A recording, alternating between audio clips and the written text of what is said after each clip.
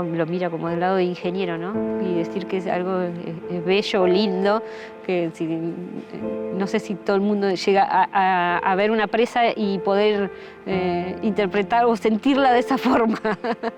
Se da justo acá, que es una angostura muy estrecha, una roca muy sana.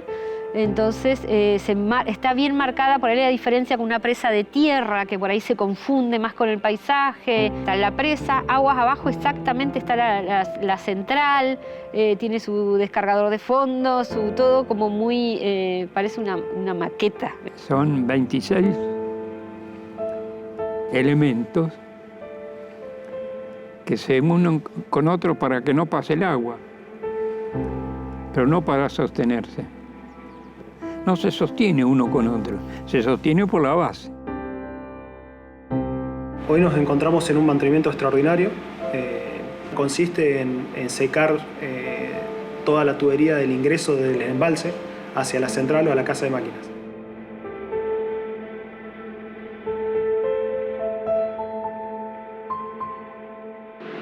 Y en este momento nos encontramos dentro de la tubería de aducción de la central hidroeléctrica Florentino Ameguino. Es un trabajo de rutina que se hace con una periodicidad más bien larga. Y bueno, justamente en este momento tenemos la posibilidad de mostrar esto que no es habitual encontrar cuando uno visita la central.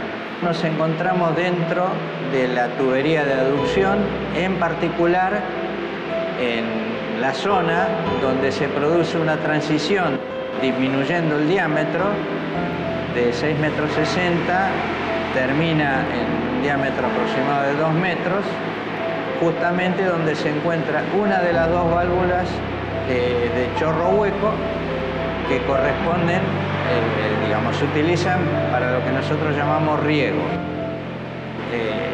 Estas válvulas se abren, digamos, en caso de que la central esté fuera de servicio, obviamente para mantener el caudal en el río. En la parte que vemos allí tiene unos guiadores de flujo, esos son fijos, y exteriormente hay un cilindro, digamos, que abre o cierra, permitiendo un mayor o menor paso del flujo de agua. Son dos, la compañera de esta está a unos 3 metros del eje nuestro y es exactamente igual. Estas válvulas pueden evacuar cada una 55-60 metros cúbicos por segundo. Estas dos válvulas se completan también con dos válvulas descargadores de fondo que son iguales a estas válvulas, y en este momento tenemos que pensar que estando la central sin turbinar y las dos válvulas de riego que estamos hablando fuera de servicio, ¿por dónde va el agua, digamos? Porque el río sigue llevando, evidentemente no se lo puede secar. Está operando una de las válvulas de descarga de fondo, que en este momento está erogando 35 metros cúbicos por segundo.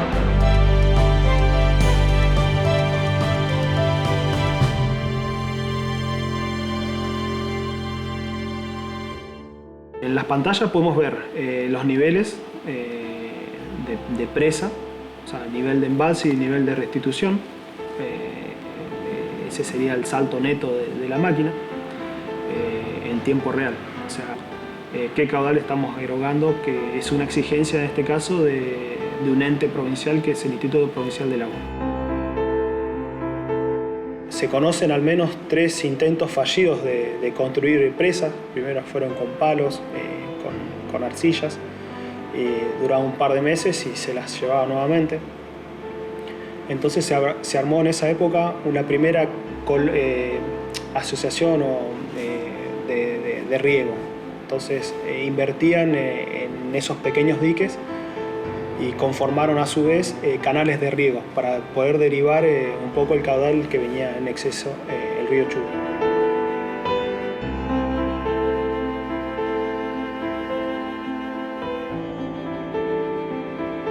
Todo emprendimiento de este tipo ha generado alrededor corrientes de turismo, aprovechamiento vacacional.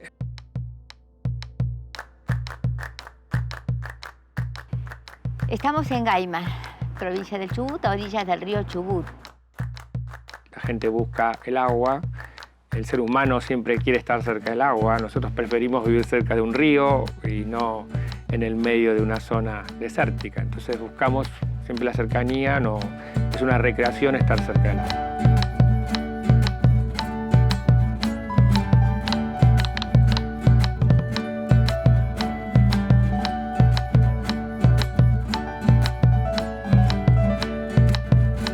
Tengo casa de té, amaso todos los días, todas las mañanas me levanto a hacer tartas, pan, para servir a los turistas cuando llegan a la tarde.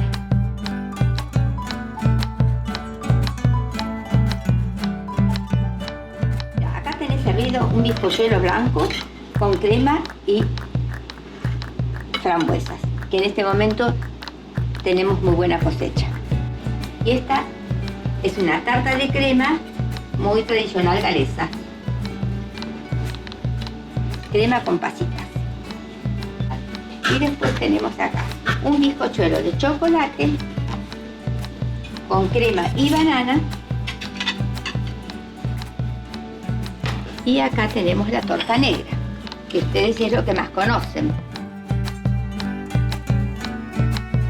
Vivimos muchos años difíciles, porque todos los años teníamos que abandonar la casa, así que era el lloradero de los chicos, de nosotros, que teníamos que dejar las cosas, no poder ir a la escuela. Bueno, fueron años muy, muy difíciles. Después limpiar todo eso y ver toda la quinta que tenía mi papá inundada, las frutas, todo, bueno, era terrible. Y el dique fue una bendición porque nos sentíamos protegidos y teníamos la casa seca.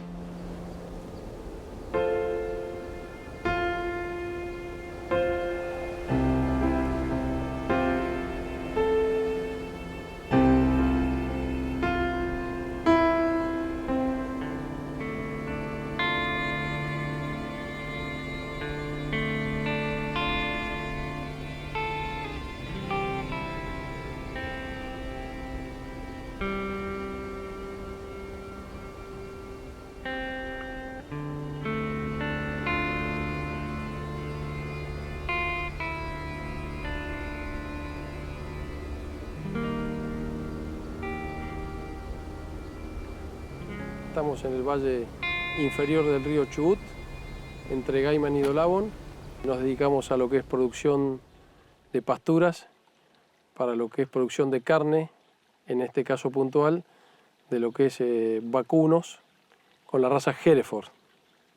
Desde que se hizo el dique Ameguino hace más de 50 años, lo que el productor agropecuario y las personas que viven aguas abajo del dique lo que tienen es seguridad en lo que es provisión de agua en la época de verano, que antes no la tenían, y principalmente lo que es el control de las crecidas en la época invernal y en la salida del invierno con los grandes deshielos de la cordillera, lo que le da también la seguridad de que sus predios, sus casas, sus bienes no van a ser arrasados como el agua, como pasó en muchas oportunidades antes de que estuviera el dique Ameguino. Por eso son dos cosas importantes que nosotros tenemos desde que está el dique Ameguino, que es la posibilidad de tener buena provisión de agua cuando los cultivos más lo necesitan, que es en la época estival, y la tranquilidad de no tener inundaciones en la época de las crecidas del río. Desde que se establecieron en 1865, los galeses en el valle del río Chubut sufrieron muchas inundaciones y periódicas inundaciones. Yo soy Aldwin Brandt. Soy chacarero, nací acá y aquí estoy. Y ya tengo 82 años.